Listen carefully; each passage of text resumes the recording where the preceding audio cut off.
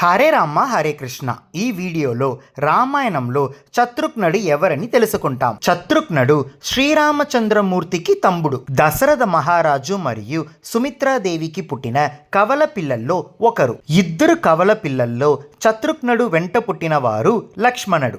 లక్ష్మణుడు గురించి తెలుసుకోవాలంటే మన ఈసీజీ కార్డ్స్లో లక్ష్మణుడు కార్డ్ని స్కాన్ చేసి చూడండి. శ్రీరాముడు అరణ్యవాసానికి వెళ్ళినప్పుడు లక్ష్మణుడు ఆయనతో పాటు వెళ్లారు. కానీ శత్రుఘ్నుడు ఎప్పుడూ భరతుడితోనే ఉండేవారు. లక్ష్మణుడు రాముడి చివరి వరకు ఎలా సేవ చేశారో అలాగే శత్రుఘ్నుడు కూడా భరతుడుకు చివరి వరకు సేవ చేశారు. భగవంతుడికి నేరుగా సేవ చేసేది చాలా గొప్పది. దానికి లక్ష్మణుడే ఉదాహరణ. కానీ భగవంతుడి భక్తినికి సేవ చేయడం ఇంకా గొప్పది. అటువంటి భాగవత సేవలో శ్రేష్ఠుడిగా పేరు పొందినవాడు శత్రుఘ్నుడు. శ్రీరాముడు అరణ్యవాసానికి వెళ్ళినప్పుడు లక్ష్మణుడు కూడా వెళ్ళారు. భరతుడు మాత్రం రాజ్యాన్ని స్వీకరించలేదు. అప్పుడు రాజ్యం సహజంగా శత్రుఘ్నుడికి రావచ్చు. కానీ శత్రుఘ్నుడు భరతుడికి అవసరం లేని రాజ్యం నాకు కూడా అవసరం లేదు అని చెప్పి ఆ రాజ్యాన్ని తిరస్కరించారు.